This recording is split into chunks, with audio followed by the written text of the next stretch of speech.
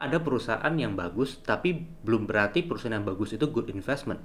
Andaikan para Unilever investor tuh yang membeli di harga 11.000 atau 10.000 itu ngebaca data lebih detail, harusnya tahu bahwa Unilever is overpriced. Di beberapa negara tuh sudah ada Unilevernya sendiri, sehingga Unilever Indonesia nggak mungkin ekspansi ke negara itu.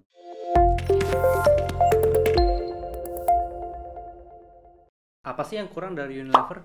Ini adalah salah satu perusahaan yang terhebat di Indonesia. Dia punya modal cuma sekitar 4-5 triliun, tapi dia bisa ngasilin laba 5-7 triliun per tahun. Ini adalah perusahaan yang sangat-sangat hebat. Tapi kalau sehebat itu kenapa harga sahamnya turun terus? Di tahun 2017 harganya sempat 11.000, sekarang sudah menjadi sekitar 3 ribuan. Apa yang salah sih dari Unilever? Dan mari kita cari tahu.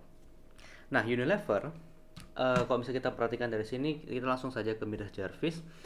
Di sini teman-teman bisa perhatikan, kita percaya bahwa ada perusahaan di balik lembar saham itu, sehingga kinerja perusahaannya itu pada akhirnya akan menentukan harga sahamnya, value dari saham tersebut. Nah, kita bisa lihat dari satu chart ini very simple. Kita bisa melihat bahwa Unilever itu yang merah ini harga, yang kuning ini adalah net income atau laba bersih. Kita bisa perhatikan bahwa Unilever mengalami penurunan dari laba bersih ya. Jadi waktu di tahun 2019 itu sekitar 9 triliun secara trailing ya, kemudian turun sampai sekarang sekitar 5,7 triliun. Jadi turunnya drop 50%. Jadi harganya drop 50% karena ya dia punya laba juga drop lumayan dalam. Nah, Unilever kalau misal kita lihat dari ROE-nya yang di sini, return on equity, kita bisa melihat bahwa tren dari kenaikan return on equity Unilever ini positif. Jadi dia return on equity-nya naik terus. Nah, ini menandakan apa? Ini menandakan bahwa ini perusahaan yang punya moat ya. Jadi salah satu ciri perusahaan punya moat itu adalah dia bisa seefisien itu dalam menggunakan modalnya. Equity itu kan modal ya, modal pemegang saham. Jadi dia bisa dapetin return yang tinggi dengan relatively dengan modal yang cukup kecil. Jadi salah satu perusahaan yang sangat-sangat hebat. Tapi kita mari lihat kalau turun ke bawah ya. Jadi kita nggak usah lihat yang lain-lain dulu, kita turun ke bawah sini. Unilever itu dulu itu dihargai dengan PE yang cukup tinggi ya. Jadi kalau misalnya kita lihat dari sini ya, PE ratio-nya Unilever secara historis itu bisa kalau 2021 memang sudah turun sampai 20 kali. Tapi kalau misalnya kita lihat dalam periode 17 2018, Unilever itu PE-nya 50 60 40 ya. 50 60 ya, ada 40-an. Jadi tinggi sekali. Andai kata para investor Unilever itu ngelihat PE ratio-nya ya, secara sekilas aja kelihatan bahwa ini perusahaannya cukup mahal, dan sehingga harusnya perusahaan yang cukup mahal ini harusnya memiliki pertumbuhan yang wajar dihargai dengan PE 40 atau 50 kali. Kayak misalnya perusahaan-perusahaan di tech di US, banyak perusahaan-perusahaan yang PE-nya 50 kali atau 40 kali. Tapi jangan lupa mereka punya growth yang sangat besar. Per tahun bisa growth 50, 60%, 70% itu juga ada. Sehingga mereka tuh wajar dihargai seperti itu, karena di tahun depan kalau misalnya earnings-nya benar-benar growth ya, PE yang 50 misalnya let's say sekarang labanya 50. Oke, dengan PE 50 artinya harga yang kita bayarkan adalah sekitar 2.500. Nah, tahun depan karena dia bisa growth let's say double dia punya earnings ya, dari 50 jadi 100. PE yang awalnya cuma jadinya 50 sekarang jadi cuma 25 kali. Jadi karena adanya faktor growth itu sehingga perusahaan tersebut layak dihargai lebih mahal. Jadi apalagi kalau perusahaan itu berkualitas dan dia masih bisa growing, dia bisa dihargai lebih mahal. Nah, kalau dengan melihat satu hal ini aja kita beli saham, kenapa sih? Karena ya saham itu kita bisa mendapatkan value yang lebih tinggi dengan kita membeli saham itu dibandingkan harga yang kita bayarkan kan. Kalau misalnya value-nya ini sangat-sangat lebih tinggi daripada harganya ya, gitu masuk kita ke market yang undervalue. Tapi kalau misalnya pas kita beli ternyata nggak undervalue, nggak murah-murah banget ya, jadi ya menurut saya itu bukan good investment. Kadang ada perusahaan yang bagus tapi belum berarti perusahaan yang bagus itu good investment. Jadi kita harus bedakan antara good investment dengan good company. Good investment ya berarti return dari investasi di saham tersebut ya bagus returnnya. Good company ya perusahaannya memang bagus, seperti Unilever, perusahaannya bagus, manajemennya bagus, produknya banyak dipakai dan disukai, essential, kemudian mode-nya juga bagus, dia punya capital tuh sangat efisien, ini perusahaan bagus. Tapi apakah good investment pada harga 11.000? I don't think so.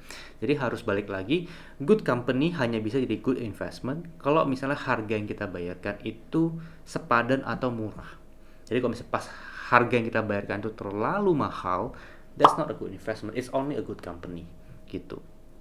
Nah, jadi dari sini aja satu problemnya karena dia memang mahal sih, dari dulu memang dia sangat-sangat mahal. Jadi ini perusahaan bagus dengan harga yang sangat mahal. Ingat dia prinsipnya beli saham bagus, beli di harga bagus, hold selama dia masih bagus. Jadi saham bagus itu pertama, habis itu yang kedua adalah harganya harus bagus. Kalau misalnya ketemu saham bagus, harganya nggak bagus, udah skip, kita tunggu aja gitu. Lalu kita juga lihat bagaimana dengan growth-nya. Jadi kan kita tadi bilang oke, PE 50 fine, tapi yang penting ada growth. Dan kalau misal kita lihat dari Unilever ya, di Midas Jarvis kan kita sudah di bawahnya ada komponen growth ya. Kita bisa melihat bawah dalam periode 2008, ini saya gede. Dari periode 2008 ya, ini growth-nya Unilever cukup bagus ya, dari dia punya penjualan. Penjualan bisa growth 17%, 8%, 19%. Growth-nya bagus, double digit. Oke, kemudian dari laba bersih juga growth-nya juga double digit ya, 26, 11, 23, 16 dan 11%. Ini growth-nya bagus. Nah, teman-teman perhatikan ketika dia memasuki 2016 ke atas, dia mengalami yang namanya perlambatan. Oke, jadi yang namanya siklus dari perusahaan pasti ada yang namanya perlambatan. Dan kalau misalnya kita lihat 2016 dia growth 10%, habis itu 2017 top line-nya penjualan cuma growth 3%. Oke. Habis itu 2018 growth-nya cuma 1%. Habis itu sisanya 3%. 2020 nggak terlalu banyak growth ya, karena ada pandemi dan sebagainya. 2021 minus 8%. Lalu kalau misalnya kita lihat dari bottom line-nya ya, 2016 itu growth 9%, 2017 growth 10%, 2018 tiba-tiba growth 30%. Nah, ketika teman-teman melihat hal seperti ini, teman-teman mesti bertanya satu hal. Bagaimana mungkin penjualan growth-nya 1%, tapi dia punya laba bersih growth-nya 30%? Jomplang sekali. Nah, berarti kan ada komponen, misalnya bisa jadi ada efisiensi atau mungkin ada pendapatan lain-lain yang bukan dari operasional, sehingga ya membuat bottom line atau laba bersih dari Unilever bisa growing. Mari kita lihat ke laporan keuangan Unilever di tahun 2018.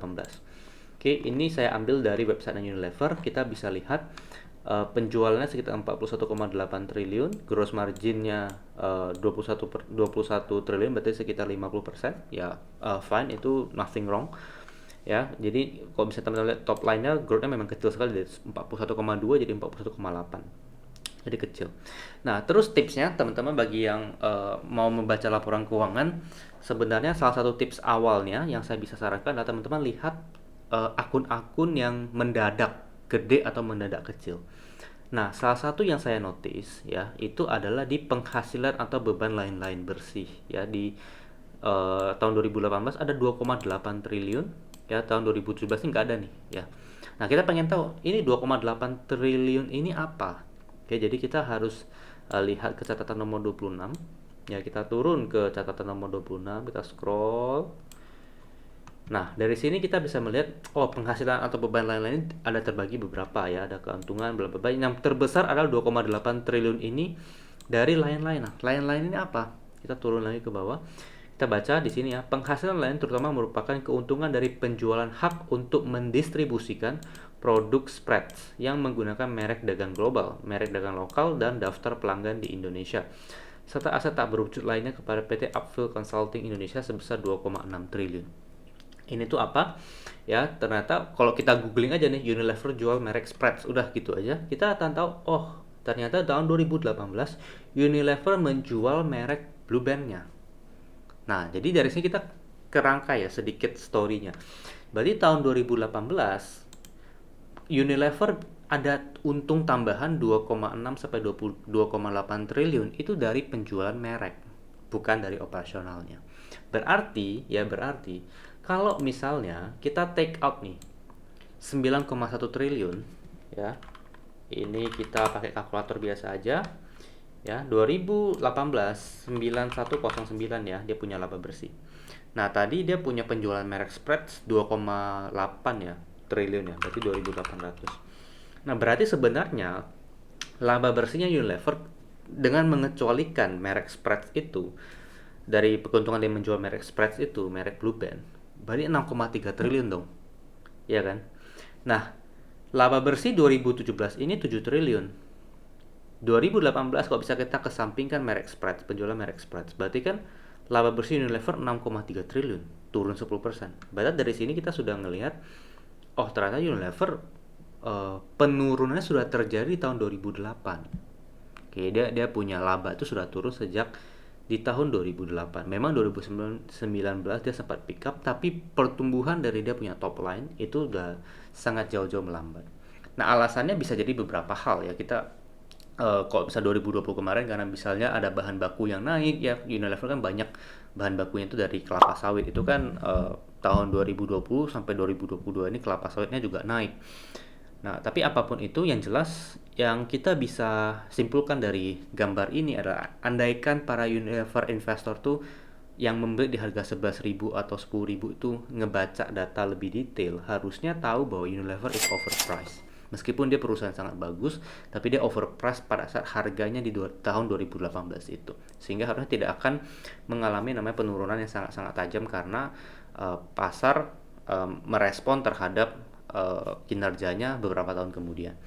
Nah, jadi semoga ini bisa jadi satu pelajaran ya bagi kita untuk bukan hanya membeli saham yang produknya kita pakai. Jadi ini salah satu kesalahan yang menurut saya itu cukup fatal. Kita hanya pengen beli saham yang produknya yang kita pakai. Padahal belum tentu loh saham-saham yang produknya yang kita pakai itu perusahaannya bagus. Bisa aja perusahaannya justru nggak bagus-bagus amat. Harus balik lagi, kita cek lagi ke dalam laporan keuangannya. Kita belajar lah cara baca laporan keuangan, jangan hanya cuma dengar kata orang aja karena produknya di mana-mana jadi kita beli sahamnya itu. Meskipun ya memang perusahaannya bisa jadi bagus, tapi kalau misalnya harganya juga tidak bagus ya saya rasa tidak layak juga untuk kita jadikan sebagai investasi. So jadi itu yang kita bisa sampaikan ya soal Unilever. Kita nggak tahu berapa lama penurunan Unilever ini. Yang jelas adalah ketika laba bersih Unilever bisa recover, ya barulah harganya tuh nanti pada akhirnya akan ngikut. Nah pertanyaannya saya nggak tahu nih apakah ke depan laba bersihnya Unilever ini masih bisa terus growing. Kenapa? Karena Unilever ini setiap negara tuh ada Unilevernya sendiri. Ini teman-teman perlu tahu bahwa Unilever ini bukan produk dari Indonesia, bukan brand dari Indonesia, tapi brand dari Eropa.